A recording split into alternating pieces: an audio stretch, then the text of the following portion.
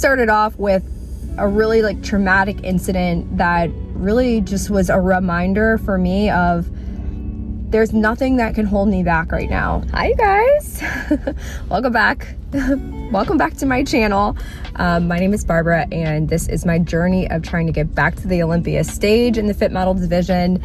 This is week 2 as we are in the building phase. I've been in a building phase for actually since December, and this is the first week of February. So still in the building phase, haven't transitioned into an actual prep yet. But the next video that I want to film is just a full day of cooking. I'm actually cooking for a high profile client right now. So I have a meal prep company in New Orleans, and I have taken on a client personally who she's in a journey of breast cancer. So I'm cooking for her personally. So the next video that I'm going to post is just me cooking I make my meals and her meals at the same time, because it's essentially almost the same. It's the same diet, truthfully. Anti-inflammatory meal plan. So I can't wait to share that with you guys. But today I just wanted to give you an update on where we are in the journey, what's happening. The last episode that I filmed, I was talking about possibly being able to compete as a pro again and just switching. Also, I'm sorry you guys, but I'm gonna do my makeup while I'm talking because I am going into work right now and I'm already running late. So I'm gonna throw some makeup on while I'm just chit-chatting. Okay, so the last time we talked, I was hoping that because I was a bikini pro, that I was gonna be able to compete pro and just transition divisions. All right, so I reached out to the of course I cannot find the makeup brush that I need. Okay, I reached out to the IFBB. I noticed that I still had obviously I still had my pro card. So I logged into my account. It showed inactive for like all the years. I reached out to them and inquired about transitioning or renewing my pro card. So somebody did get back to me about it, and they asked me about competing as an amateur. So they were like, we saw that you won the Louisiana State Championship last year. Like, what's that about? So I explained to them that because the Fit Model division did not have any pro shows yet, I competed as an amateur. I had no idea that would DQ me as a pro. But it did, okay? So because I competed as an amateur last year, the IFBB apparently has a rule about this, and I had no clue. But because I competed as an amateur last year, I disqualified myself as a professional. That means that I have to re-earn my pro card all over again, which is truthfully perfectly fine, you guys. I got the email yesterday that the head office said, nope, she cannot compete as a pro. She can't switch divisions. She just has to start all over again. And when I got that email, I did feel a little disappointed, because I'm like, okay, that could have fast tracked this process to me getting back to the Olympia, which is my ultimate goal. I want to compete in the Olympia in 2026. That is my goal. I want to get on that stage. I want to be in that show. So of course in my mind, I'm like, well, if I can just go straight to a pro show, that just increases my odds of, being able to achieve this goal, this crazy goal that I have. And it is, let me be really clear with you guys. This is a crazy goal. So I know when I say this, people are like, okay, no, all right. And I in a sense, I kind of feel that way too, because it is a very lofty goal. However, I think if your goals are not big, audacious, insane, wildly impossible, what is the point of having them? I could set a goal of saying I want to step on stage this year. To me, that would be an easy goal. I don't see the point in setting a goal that's not actually going to scare you a little bit, and also just seem a little insane when you say it out loud. However, I think for me, this is just one of those things where it's I know that if I can make this happen and I can will myself to do this, I can accomplish anything. And it's truthfully just setting your mind to one goal, being really specific about it, coming up with a strategy and following through on it, and staying ultra focused on that one specific goal. That is how you accomplish it. And so for me, it's I just have to prove it's creating confidence. It's creating confidence within me that no matter what that crazy goal is throughout the rest of my life, I can look back on this moment and say, I set out to do this and I made it happen. So I'm trusting the process because the process is full of, as we could see, hurdles. Like yesterday was a little bit of a hurdle, but you know what? I'm like, you know what? Actually, this is good. This is good because in a way, I kind of feel like switching from, Bikini Pro, and I haven't competed on those years, and then switching over divisions and just going straight into a pro show. To me, like, even though that seemed like a good fast track, in a sense, it was kind of cheating it a little bit, maybe rushing the process a little bit. So now I feel like if I do earn that pro card, or when I do earn that pro card, that I will have truly earned it. And even though I had to start back from the beginning, like, perfect. That's exactly what needed to happen. So I'm just looking at it like a real positive, and I'm not letting it derail me or deter me. Like, I'm just going to keep going after this goal that I have. Okay, so with that being said, still in the building phase and just trying to map out my strategy. One big thing with competing, you guys, is the financial aspect of it. Like, it is extremely expensive, and it's just, anybody that competes already knows, like, you invest a lot of money in this. And so I have to really be mindful about, like, the financial aspect of it as I start to decide what shows that I'm going to do, because I have 2 little girls and they are not going to let me go to a show without them, nor would I want to go to a show without them. So it's like, if we travel, then you have to think about travel for your whole family. Like, it's essentially like planning a family vacation every time you would travel out of state to go to a show. So after I got this email, I started looking up like the 2026 national circuit. So the good news is I'm still nationally qualified because I won the Louisiana State Championship.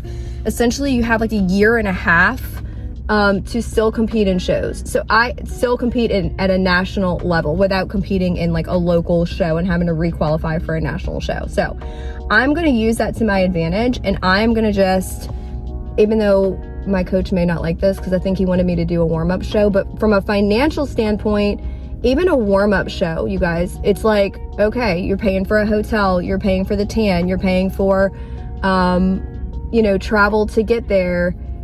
So I have to really be strategic, and I want to optimize my shots at getting a pro card, which means I got to go straight to a national show.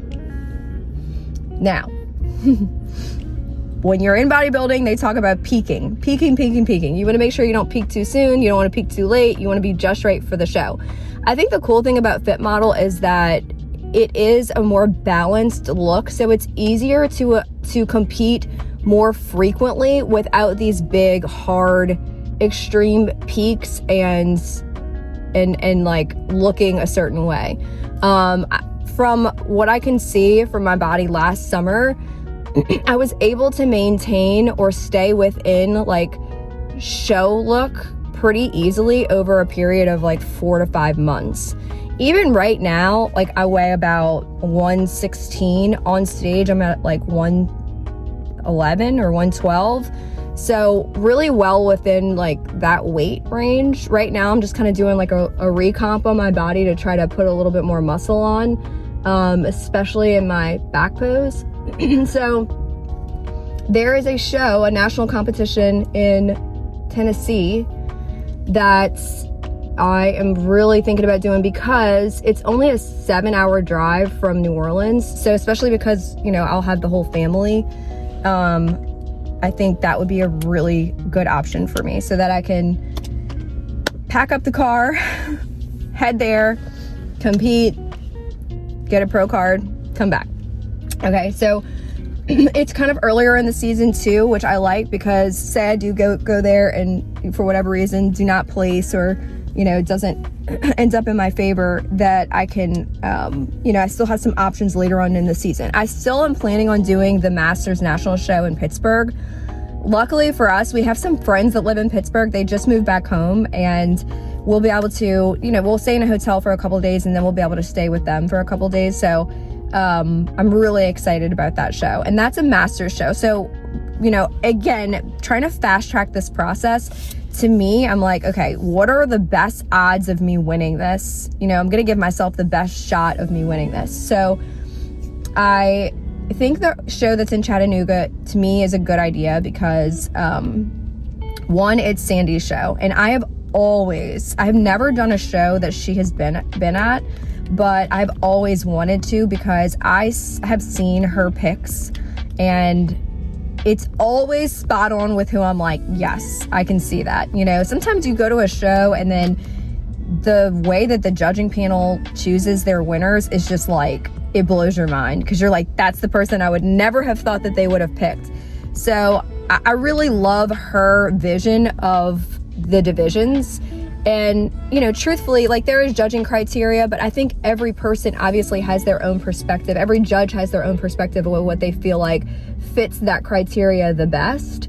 There was really just no way to get around that. It's just that is what it is. So I'm excited. I would be really excited to compete in a show that it is her show. And then, of course, I do want to do the national show in Pittsburgh.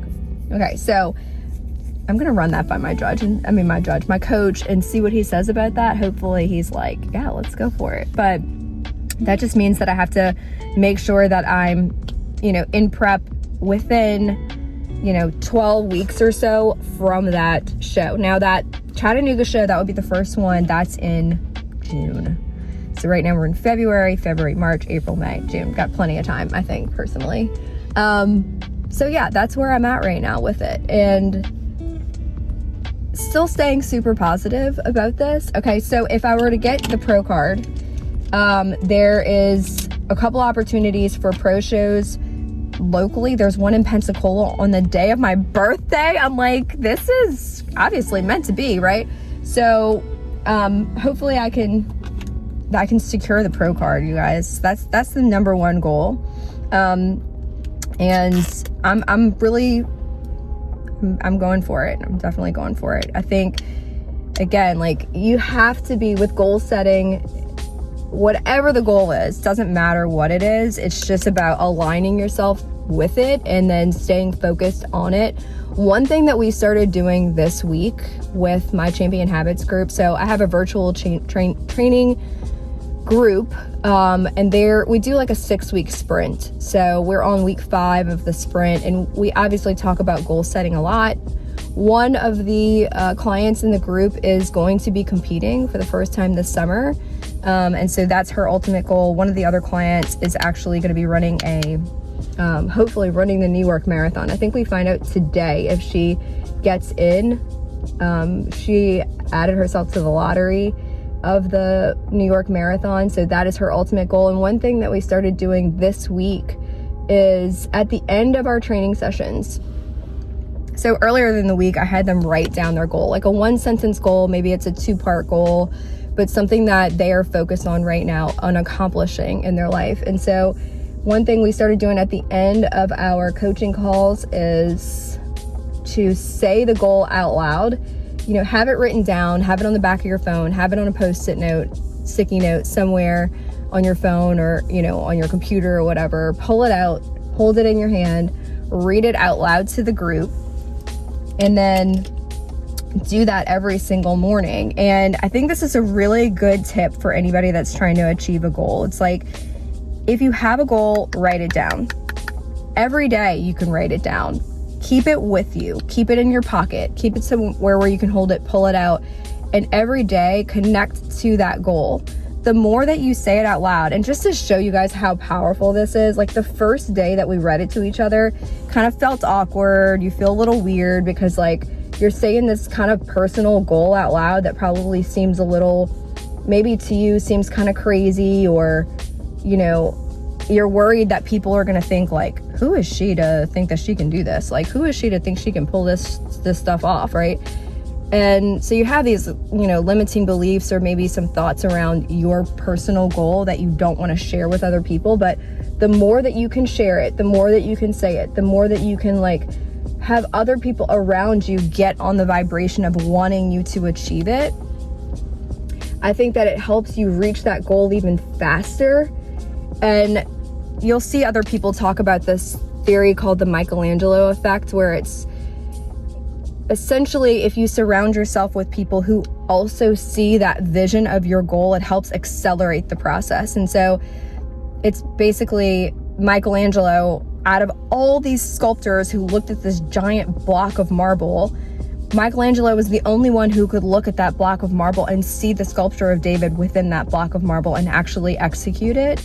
And so, you know, when you have other people that are projecting their vision of you on to you, it helps speed up the process of reaching your goal. So for me, with my group, I'm around these people every single day. So if they know my goal, if they don't know my goal, how are they supposed to help project that vision onto me?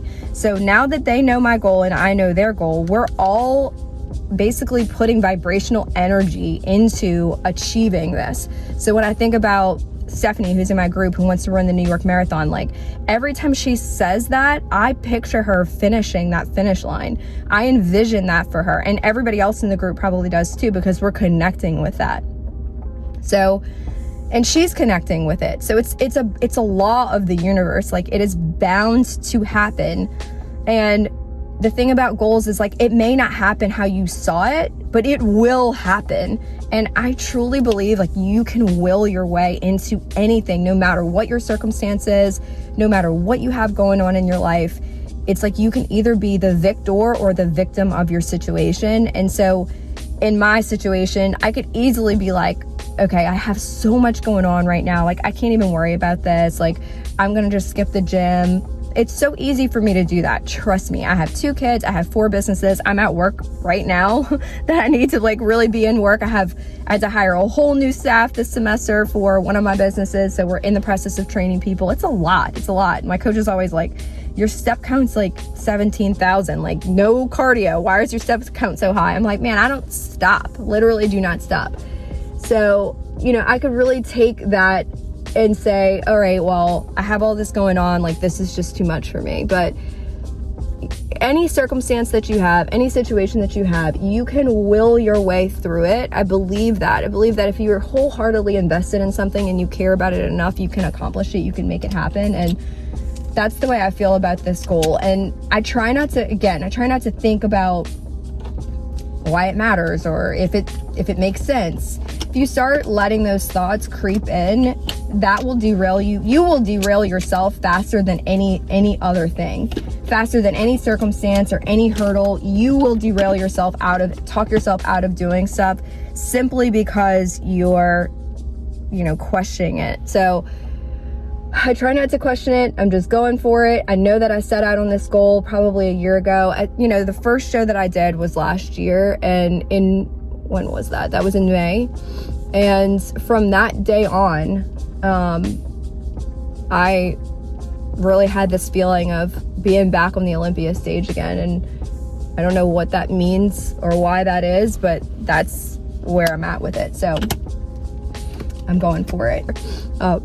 One thing that happened this week that I think really, like, it kind of rattled me a little bit. It rattled me a lot, actually, to be honest with you. So I had jury duty on Monday, and where I live, the court is probably an hour and a half away from my house. You have to take a ferry to get there. And I was summoned for jury duty, and I made it over there on Monday. And when we got there, the judge was like, this is going to be a 4-day trial. So immediately I'm like, oh my goodness, I'm going to be here for 4 days. I was planning on only being here for a day. And, which, I mean, it is what it is, right? So they do a process of elimination for people, and, they go through and ask a bunch of questions just to make sure that, like, they're going to be a fit for the jury. And so it was a room full of people in this courtroom, and they do dwindle it down to 14 people. It's 12 jurors and 2 alternates. So he started with, questions like, are you a U.S. citizen? If you're not, raise your hand, come up to the bench. Can you hear? If not, raise your hand, come up to the bench. And they had a few gentlemen who were a little hard of hearing, did not wear a hearing aid, so that's not going to be somebody who's fit for the jury. So they're going through these questions, and the last question that they asked was, is anybody experiencing any extreme hardships that will prevent them from being a jury in this case? And so there was probably about 15 people out of this whole room of people that stood up that wanted to speak to the judge, or basically tell him their story of why they wouldn't be able to why they wouldn't be able to participate in the case. So, they had the first lady that kind of got up and he was speaking with her, and I guess he excused her. And you could kind of hear like little bits and pieces of what these people were saying. So I was watching this whole thing happen. And they had another woman that came up. And then the third person that went up was a gentleman, taller gentleman, went up to the bench and was speaking to the judge. So I was just like, watching him. And he took a step back and collapsed onto the ground.